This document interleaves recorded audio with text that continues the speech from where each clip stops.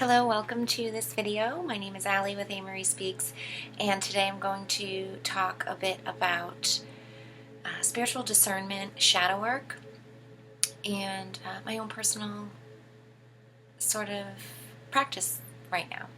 Some pivotal turning points and uncoverings, perhaps. We'll see how long I can talk for.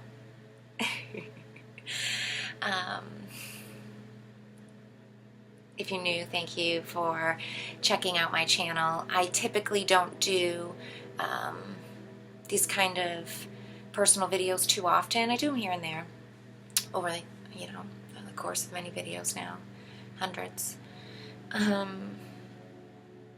I used to talk a lot about shadow work, and I used to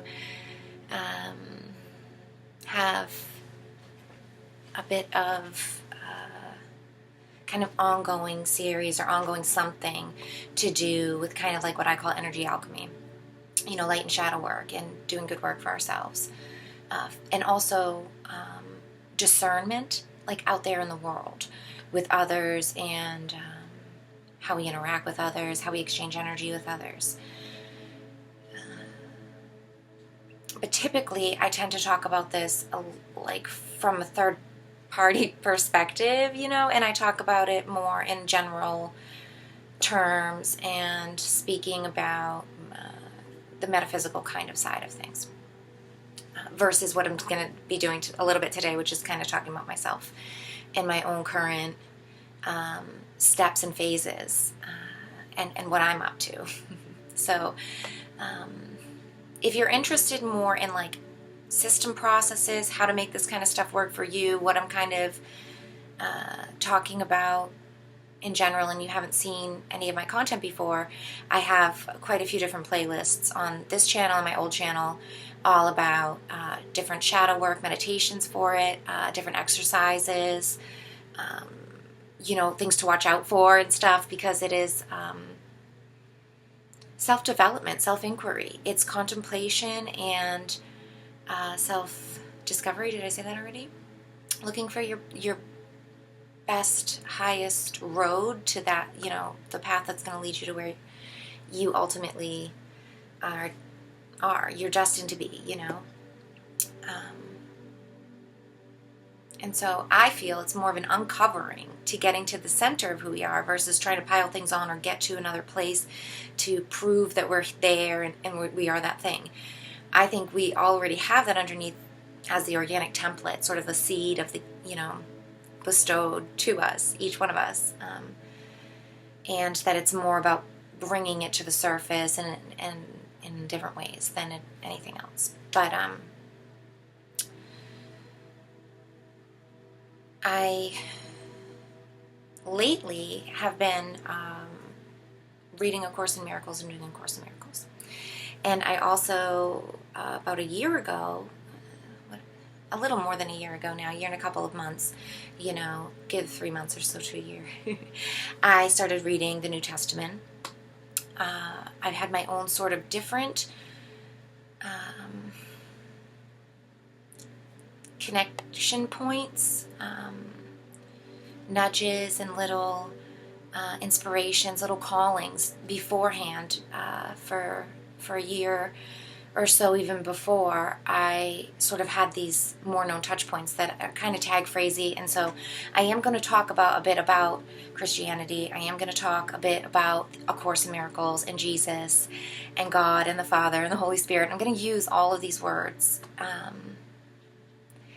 And to me, it needs a disclaimer and a prelude. I'm a person, and if you're new to my channel, if you're not new to my channel, you kind of might know this already, but I say it here and there, I am a very open-minded, eclectic person. I have always sort of had a wide spectrum of reference points in my life, of different ideologies, belief systems, patterns of thinking, bad habits, good habits, growing up, and in my own life as well. And so I have had a lot of catalytic points, different lessons, different experiences, right, that have taught me so much. You know, I'm so grateful for all of it. I think here right after, you know, we've had fall equinox, and it's kind of a turning down time for me. It's kind of an unwinding in my personal cycle, where I like to unpack things. I like to review. I like to get ready for the end of the year. And yeah, I understand it's the calendar year, and I also am working a lot more towards living in the seasons and living with a more organic set identification of cycles and time. And so seeing, you know, and understanding about the real new year, you know, being in the spring versus being January, I totally get it, and I do. It has value, but I also like to juggle things, and so I also juggle a regular calendar, because to me, the calendar, it has influence. It holds influence over our world, and so I still like to give it a little bit of space, and I do a little bit of numerology, and still it is the new year, so calendar-wise, you get a fresh start in that sense. Now I'm going to go off about who knows about the calendar. I'm not going to do that, don't worry. We're going to stick to spiritual discernment, shadow work, and I'm going to talk about the ego. And my ego, and yeah.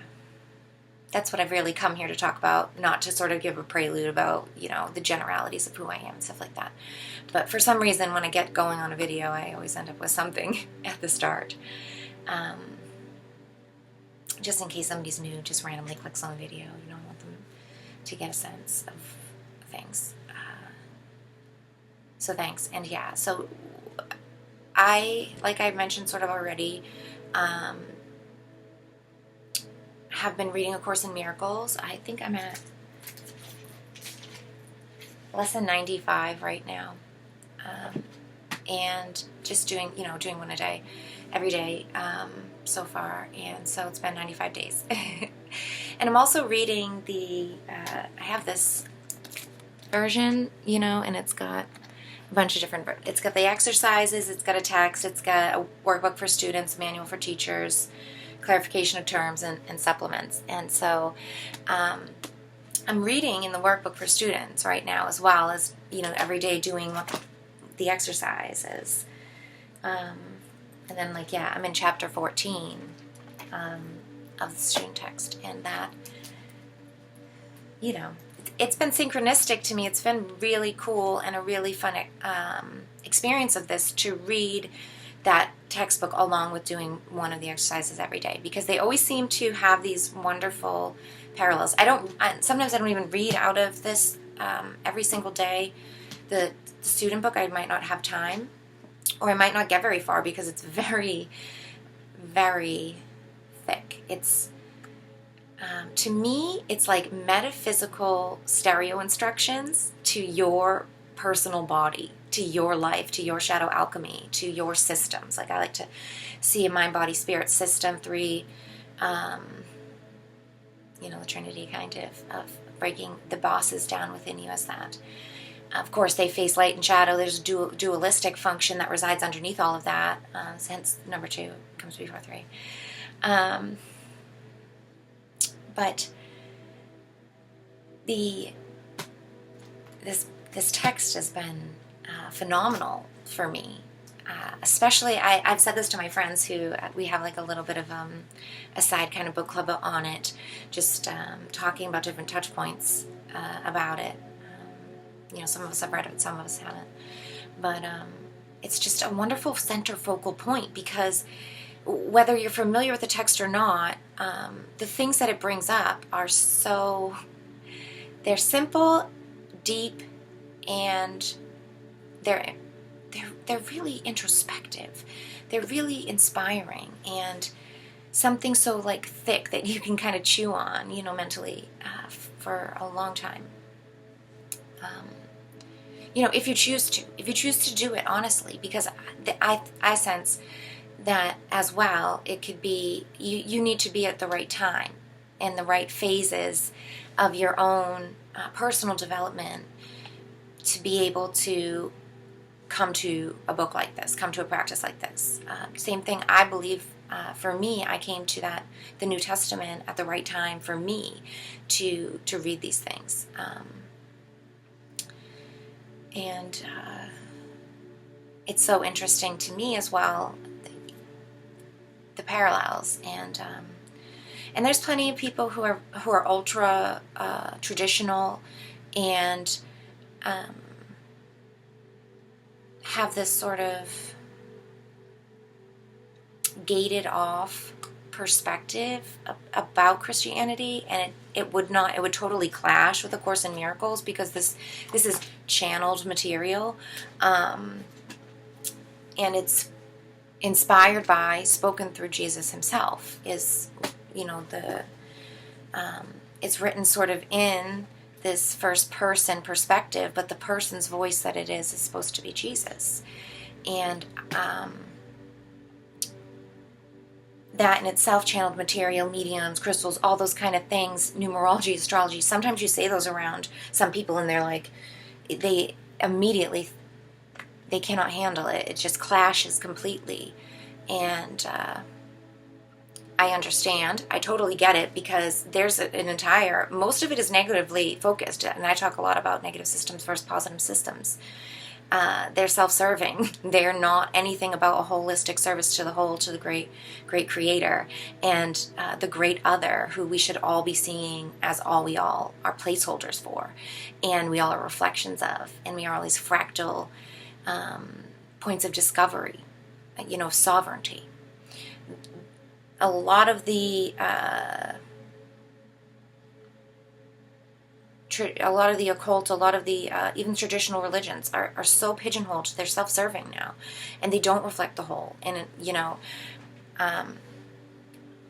so they do it for all kinds of different reasons, and to each their own. And you can have justifications, excuses, whatever you want to do about it. But Jesus speaks very plainly about this. You cannot serve two masters, and that to me is negative systems versus positive systems. And it's very much either self-driven and exclusionary, or it is open to everyone and serves the whole.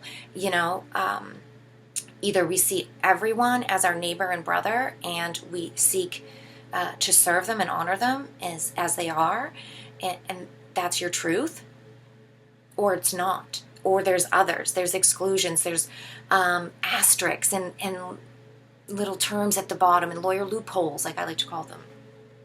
You've jumped the fence. When you have any of those deviations and extenuating circumstances, you have gotten away from the one truth. You have gotten away from positive service. Of course, this is a learning phase, I believe, and I love this. Really, the Course in Miracles talks a lot about this. In my earlier years, I was introduced to people like Dolores Cannon, and she spoke so much about Earth School, this being a place of learning and a tier, and a space for different levels of humanity to move through and come through as teach learning. She didn't use that phrase, teach learning, but I love that phrase. That's from Law of One, which I got a lot of touch points from that, and I really like those reference points as well. But again, sometimes for people who have a strict mindset, they wouldn't even expose themselves or be willing to read that kind of stuff or gain anything from it, because they would think, it was like demonic or inspired by negative forces or something, witchcraft and all this kind of stuff gets so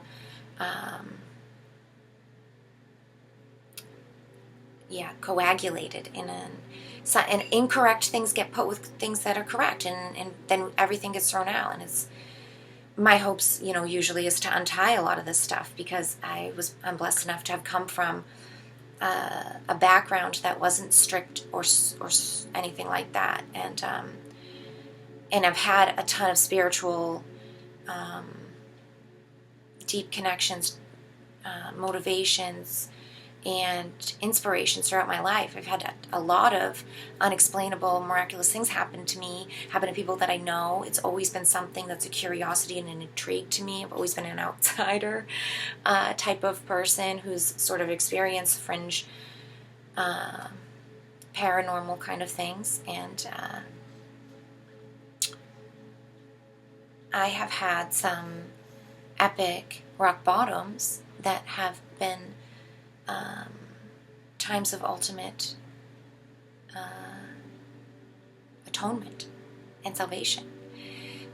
and now that I understand what those words mean, and I thank this book so much for bringing in that verbiage for me, because those were strange, didn't fit, weird terms that were church terms to me, that don't belong to me, and so I cannot have a reference to them. I'm not allowed to understand those, or they're like mind control nonsense words is another kind of way that I have been shown, and others talk about them from outside that kind of, if you view and see religion as cultish, whereas a lot of the science academia world does, they sort of belittle it, look down on it, pick it apart, and put it really into sort of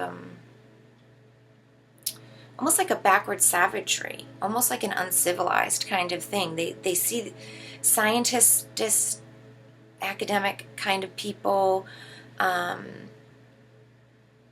they look down on people who believe in a creator and God. There's no two ways about it. And I can speak from knowing that and seeing that and hearing plenty of people in that kind of way. And just seeing how even textbooks were taught, how everything was focused. And,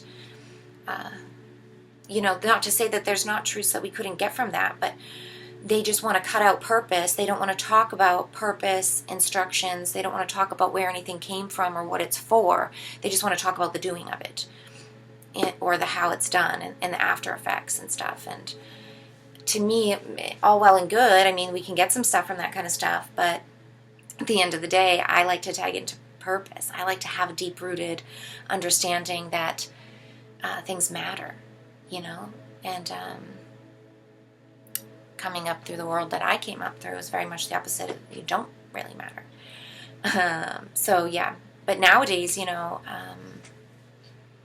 decades in, and it's clear to me the falsity of all of that, and it's sort of the silly foolishness of it, and it's really, to me, it's an epic loop. It's like I talk about the liar loops. Or sometimes talk about things being like an exit. Like we see all the signs and you can exit off, but for some reason you just pass by them. Or you go onto one that looks like an exit, but you end up right back on the the overpass and around and back again, and then you're on the same old highway. Before you know it, you're stuck in the same habitual thing.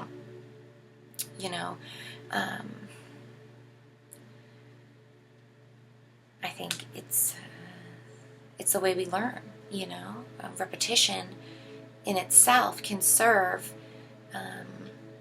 in a helpful way if we can do it consciously and if we can live in the moment. But when we get stuck in the past or in the future, we miss the present moment, and you miss the opportunity to do these things. But unfortunately, sometimes the present moment is quite uncomfortable, and if you have a lot of trauma or you're infested with shadows and you have a lot of problems, the present moment can be quite uncomfortable. So a lot of people just want to escape from it. And you go to whichever means and mode that is most comfortable for you over time to, go back to your state of neutrality.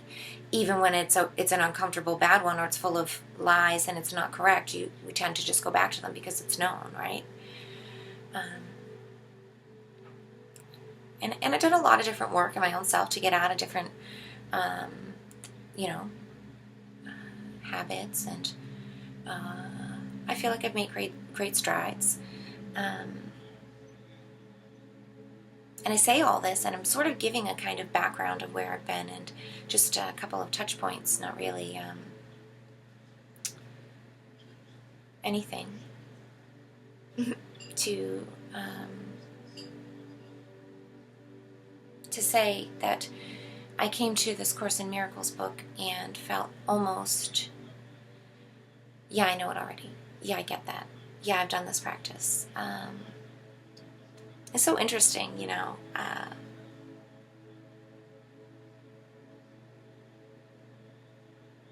to admit that to myself and to say, yeah, but so we're going to do it again. So what? Let's try it again.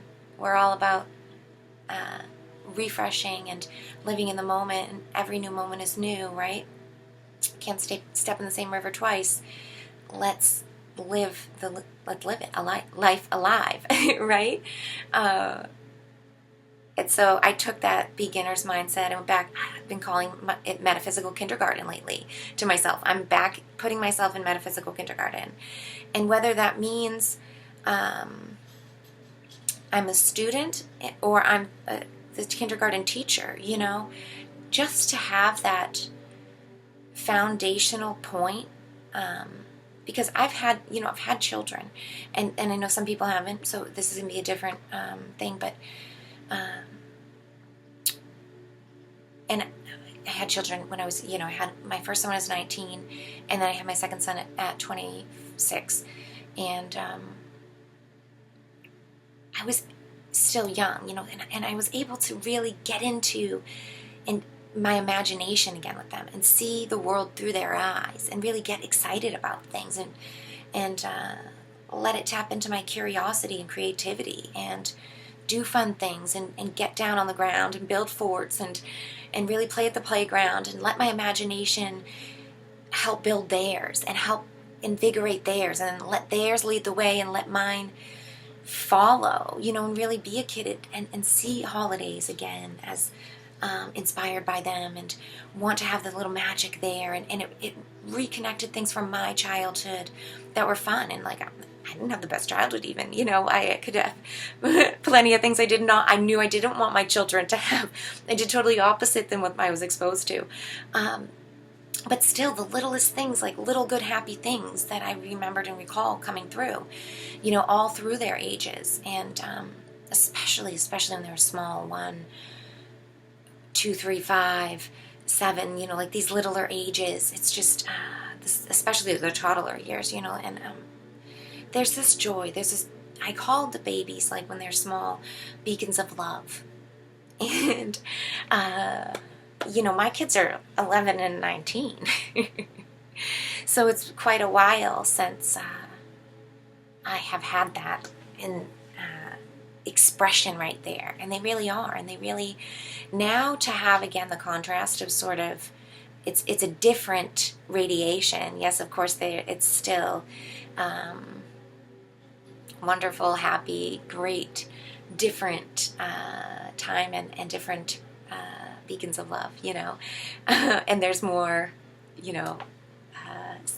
catalysts, and there's different things to move through. There's so much.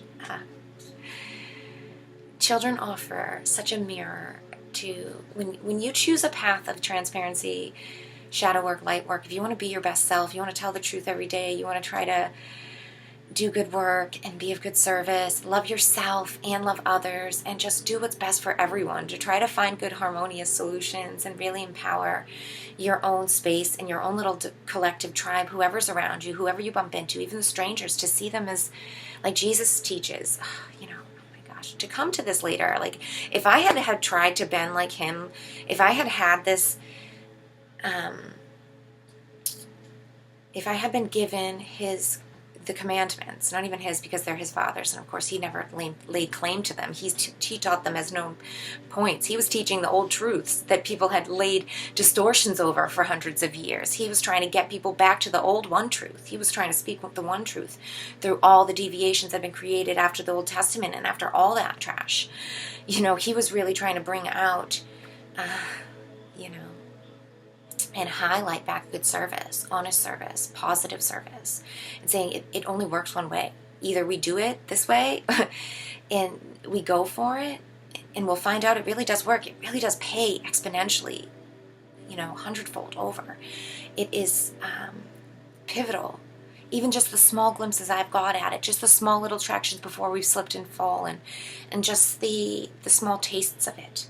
You know, there's a part in A Course in Miracles that I just read the other day in the student book, and it was like the brightness of the freedom, you know, like, and even in this lifetime, only certain times have been glimpsed at these things, and it's like the epicness of it is what it's all for. It keeps us going through. It's a retribution. It's the payment. It's to your soul, and it's so true and honest. There's just no denying it, and you can't excuse it away. It you know, it's wonderful. But it's very hard. You know, and like I said, I'm coming to this stuff at 38 years old. I've been 10 years into a real type of spiritual awakening. And before that, I had been, that was probably at 27-ish, started right after my second son was born. Bless him for that. I really think he's an inspiration. Like, I really feel like our students are such teachers given to us. Yogananda said that children are our karma. And some days I'm saying that like one way, so, you know, and then sometimes I'm saying it so joyously. So, you know, so many different ways. There's a spectrum of saying that, but so true. It's so true. But before that, I had my own awakening with my first son, which was my best self-awakening. It was self-care, self-development, self-progress. I was very much aligned to academia world. I went full force into, I used to work at a hospital in a lab, and I was just like work all the time and go to school, and I took, like, I really took great care of my son as well. Like, I spent a lot of time with my son, and like I said, I had so many wonderful inspirational moments with him when he was small, you know, putting raincoats on and rain boots and going and shaking trees and doing things that, I was like 20, 21, but I hadn't done since a little kid. And he just got me away from such a party lifestyle and things that were happening and going around with like friend groups that I just totally like kind of nixed. And yeah, I had some friends and stuff, but I lived like once in a while, you know, go out, but my older son, he was my focus, you know, and school and work, and like trying to put my best foot forward and make a life for us that was my awakening. And I was always awake to the corruption of the government, you know, and to that kind of side of the world. I thank my father for that, and for my upbringing of my natural circumstances to showing me the corruption of school systems and government and bad people and bad habits and addictions and the underbelly of like the beast of what bad life is and bad choices, and got involved in my own, you know, loops of that for my early teen years, and so happy to have my sons at ages where I was already exposed to and locked into such negativity and such, you know, self-hatred, such harm and abuse, really, when I look at it now. It really is. You know, I don't say this condemnation. I don't want to, you know, talk down and bad about even people who still choose to like drink all the time and party and live that kind of lifestyle, whether it's daily or weekly or at holidays only or any of that kind of stuff. Like, I'm not trying to say anything bad about anybody or, you know, say I'm some kind of pure, perfect type of person. You know, everybody has their own things we're worked through, because that's what we're in. We're in formation in this world. This, like I said earlier, the Earth School, it's Shadowlands, it's our own, you know, casting and making up of reality that's, we think we're doing some kind of image of, you know, heaven, but we're fumbling through our own miscreations at a kindergarten level of trying to learn how to be a potter and just crumpling up the clay pot every single time too fast on the foot pedal, like everything flies over, you know, trying to learn our malleable creator consciousness powers, as I really think what we do here. I think we're a fractal source of creator consciousness, of the one infinite creator, you know, of great Father made all of this, or the better than all of this could ever even be. But the touch points that we get, the truths, the gnosis, the downloads, the things we see out there, I think, are the inspirations, or the image of him, of the truth, of his infinite intelligence, and of his creation. So I do think there's things inspired by it, but I also know that there's shadow and distortions and a lot of evil, negative, dark corners and places where a lot of bad happenings have been taking place for a long time. I think more light is happening. I think more people are waking up and coming around to really wanting and remembering they have this beautiful gift inside them of life, and wanting to honor it, wanting it to let it shine and see others shine and be a remembrance point for others, that they can do better for themselves, that they can actually enjoy life and enjoy their days. You know, they don't have to put it off till later. They don't have to hurt themselves to blend into what's around, or what they think they deserve, or whatever the case is. You know, been through a myriad of different reasons and things for doing bad things and bad choices, you know. And again, here I am at 40 minutes. Thanks for listening to me for so long. I want to bring it back to A Course in Miracles for a minute and just talk about, like I had kind of mentioned when I first started this, I was like, oh, kind of felt like above it, or felt like, oh yeah, I get these things already. And I have had some really monumental, amazing miracles happen in my life. I really have cultivated a wonderful daily practice of connecting to God, to Source, to prayer, to healing, to meditation, to, you know, reading the Bible.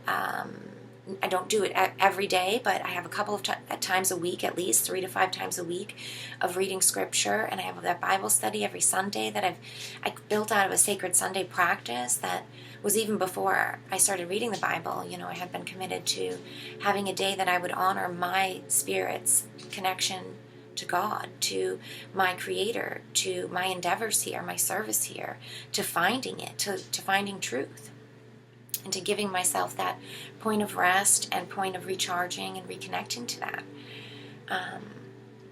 And through that, so many things have happened. So many things have been birthed out of that, that are amazing. And so, and even coming to A Course in Miracles after those, and I've talked about them, so you can check out my channel. I'll try to remember to go back and put up maybe some of the pivotal life points that I've gone through, and I've talked about my journey and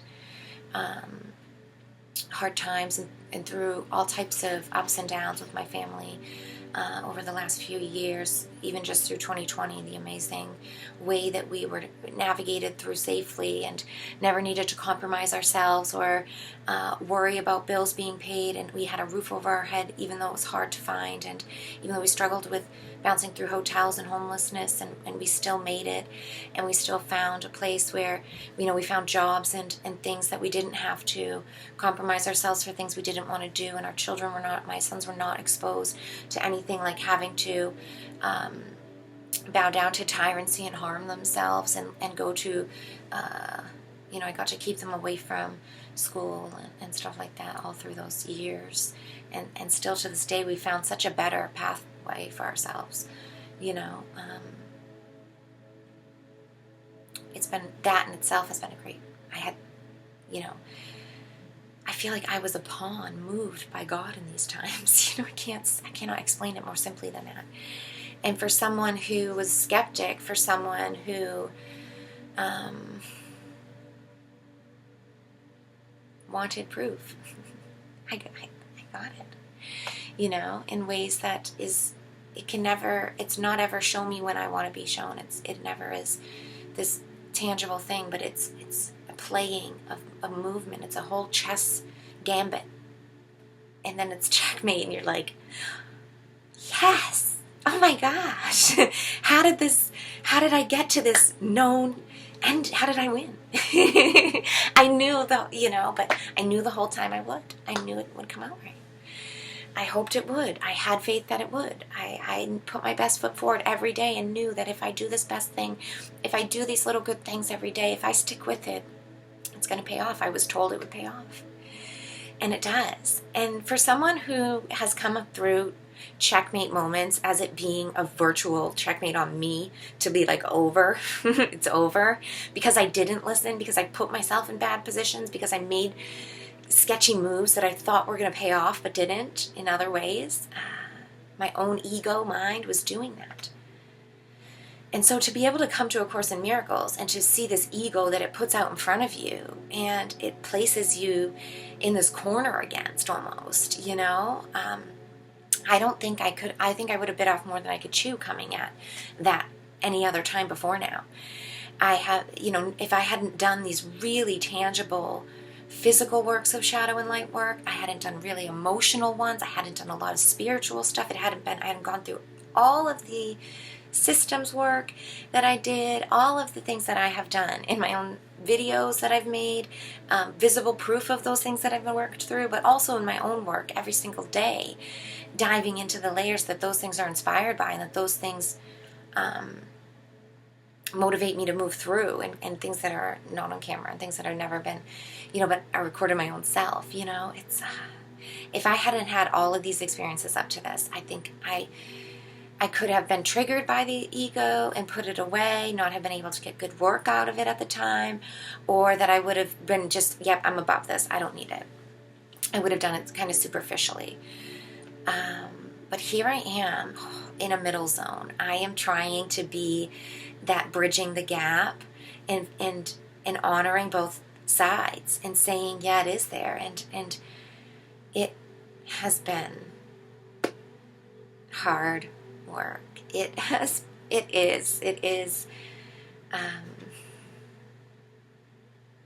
It's another one that I'm here and I know it's going to pay off and I'm putting my best foot forward, but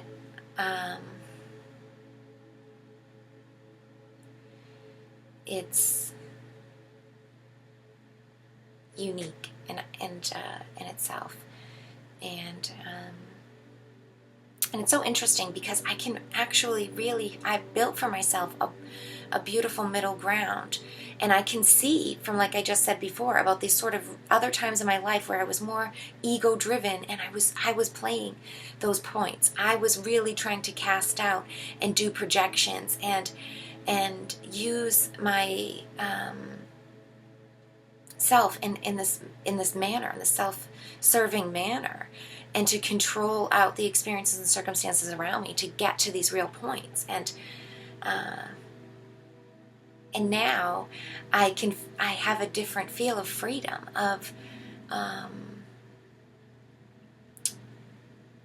such a loose planning and the ever-present present moment is really, like I like to call it. Having my conscious awareness learn to live in this all of the time, it, I believe, is how I hear the Holy Spirit. Is what, you know, they guide you in A Course in Miracles to listen to the Holy Spirit instead of the ego, and to really understand and know when it's the ego driving you into things, and to try to sort of bridge the gap and listen to the Holy Spirit and be driven by that, and to allow Jesus as your brother to leading into seeing all of other humanity, everyone around you, as your brothers in the sonship, and to really honoring them, and to seeing that when you live in this free space, when you are transparent and honest and shine your light out, that's the work, and it inspires others to shine more brightly their own. But you see everything more clearly when you do this. And now my camera's going to be not shining clearly and getting a little bit dim here. I think it's going to start to fade, and I've been on it for so long, so I'm not surprised why it's going to do that. Maybe you can try this and see if it comes back. Oh, okay. For a few minutes, maybe we'll have it. But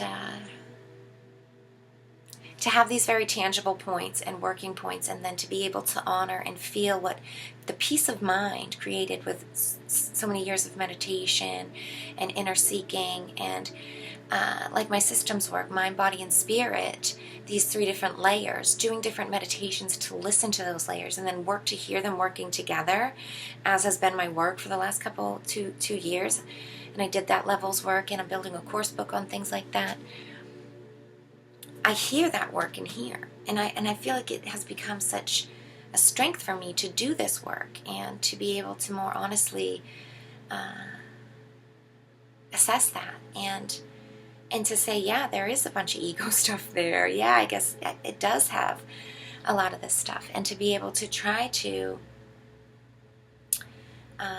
own it, accept it, and atone for it. Really let it flush out that it doesn't really matter. It matters just as much for me to let it go and to give myself the newness that I need for now. And that creates and ensures better present moments, better future in itself, that, bringing the light of the kingdom of heaven, Christ consciousness, and living in that light and being able to hold it steadily so that others can join in, it's really beautiful. It's really inspiring. It's also difficult. But I think in sharing, and like the book says, by sharing, it grows. And by having others hear and know the ebb and flow and the gas knob, to keep the flame at a good light, gauge, that lamp, and to have wonderful resources, to guide us and to go to and to think on.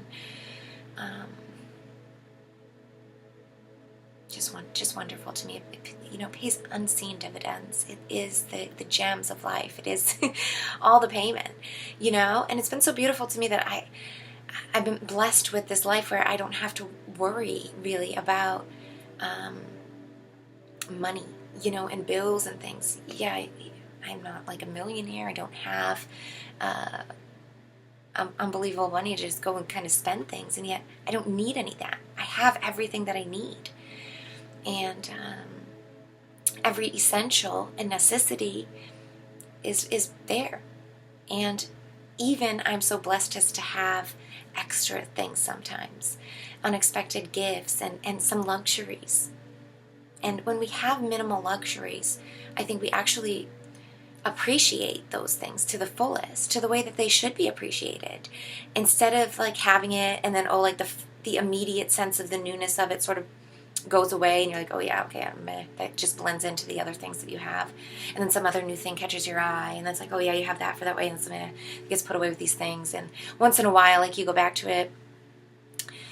I used to collect a lot of items. I used to do that so much, but coming through different things that I've had and almost losing everything and really having to come with terms with having nothing, it's made me really be able to appreciate those things that I do have, and not to over obsess over them and to become like the few trinkets that I have, like I'm all about, and like put some kind of like persona and an emotional attachment to them even, but instead to let them be free and to let them say, oh well, they're mine for now, some other time they won't be mine, they'll be out to someone else or somewhere else, but right now, in the presence of now, we share space. And to really try to give all things that space and people that space and that privacy and that freedom of movement. To me, that's positive systems. That's encouraging interaction and exchange, input and output from all directions at all times, with as much neutrality and emotion as possible. And that in itself has been, that work in itself. I heard Jesus' work in my systems work when I first read some of them things in the New Testament.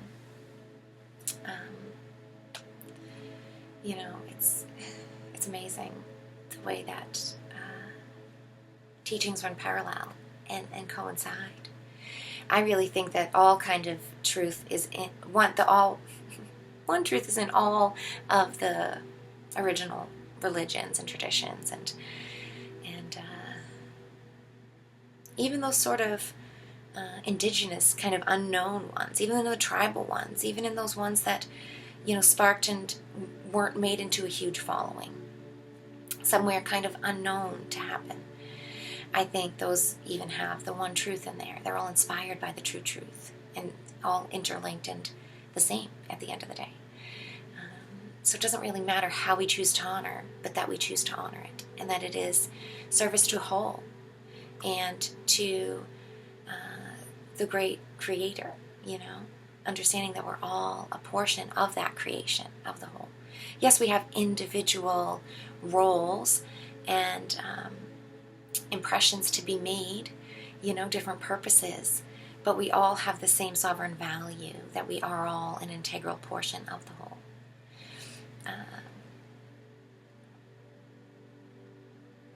And having layer by layer peeled back this truth, because it really is, it's so deep, and sometimes you can get into it and you can't get it, and then you think you get it and then you don't get it, and then you get it even deeper, and then you're like, wait, did I get it? And then it comes around a different way. So don't be worried at whatever phase you're at. It's right for you now, right? Wow, almost an hour. I think